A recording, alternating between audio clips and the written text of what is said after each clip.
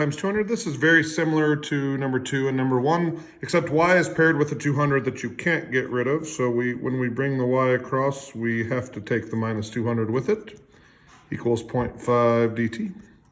Going to integrate here, so not a whole lot of difference. Only difference is we get natural log of the absolute value of y minus 200. We'll see this on 11.5. This is Newton's law of heating and cooling. The antiderivative of 0.5 is 0.5 t plus c. Okay, now you start to see these. So now y minus 200 equals e to the 0.5 t plus c. Well, we've learned now that that c is going to become an a, an e to the c, then an a, then a plus or minus a, because this has an absolute value, and then eventually just a b. So we get y minus 200 equals b e to the 0.5 t. Okay, and then if it said when we plug a 0 in, we get out a 50. So if I plug a 0 in for t, then this becomes b e to the 0. And if I plug a 50 in for y, I get negative 150. So b ends up equaling negative 150, which gives me an answer of y minus 200 equals negative 150 e to the 0.5 t. You could add the 200 over here, but you certainly don't have to. Okay. Number 5.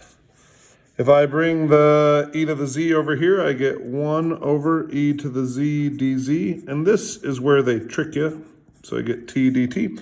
Most people will think, well, that's natural log of e to the z, same type of problem that I've done. But a natural log of e to the z would have a chain rule on it. So I'm actually going to make this e to the negative z dz equals t dt. So again, you've got to make sure if you do an antiderivative that it's right. The antiderivative of 1 over e to the z is not natural log of e to the z. That actually has a derivative of 1. So the antiderivative of e to the negative z is negative e to the negative z. Think about if you take that derivative, do you get that? And then equals 1/2 t squared plus c. I'm trying to solve for z. So first thing I'm going to do is get rid of this negative here. So I'm going to go e to the negative z equals negative 1/2 t squared minus c. Turns out it doesn't matter if you put a minus here or not, which is kind of crazy. If I want to get this z down, I'm going to have to take a natural log of both sides. So I'm going to do natural log of e to the negative z equals natural log of 1/2 t squared plus c. This allows me to move that negative z out front. So negative z equals natural log of 1/2 t squared plus c. And then z would equal negative natural log of 1/2 t squared plus c. Now, when I'm talking about when you want to find c, I don't really want to find it here because it looks kind of crappy. So I'm going to go back over here to find z, or to find c. So it says through the origin, which means if I plug a 0 here, I plug a 0 here, I get 1 equals negative c. If I were to do it up here, I'd get the opposite. I'd get negative 1 equals c. Either one's the same. But if I plug a 0 here, I get negative c equals 1. These should have all been negative c's.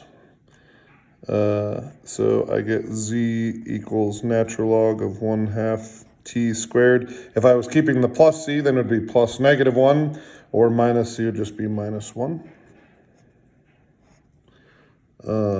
And there's our final answer. Okay, so here, I'm trying to bring this y to the left. I'd really rather not take the 5 with it, and I don't have to, so I can do 1 over y dy equals 1 over x dx. I can integrate. And I get natural log of the absolute value of y equals natural log of the absolute value of x with a plus c.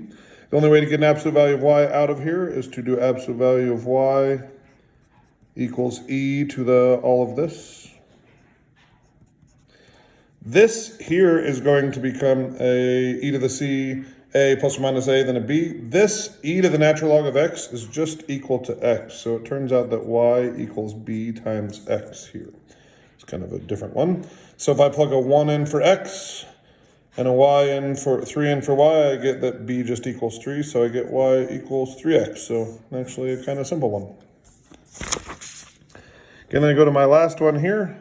If I multiply both sides by y, I get y squared dy equals 2x dx. If I integrate, I get 1/3 y cubed equals x squared plus c. If I want to find c, I could go ahead and do that right now. So if I put a 0 in for x, the side 0 plus c. If I put a 2 in here, I get 8/3. So c equals 8/3. So I get 1/3 y cubed equals x squared plus 8/3. Multiply both sides by 3, I get y cubed equals 3x squared plus 8. And then y equals the cubed root of 3x squared plus 8. Okay. I know this is really hard to learn over here. If you will do office hours Wednesday and Friday, you can check in with me. All right, guys.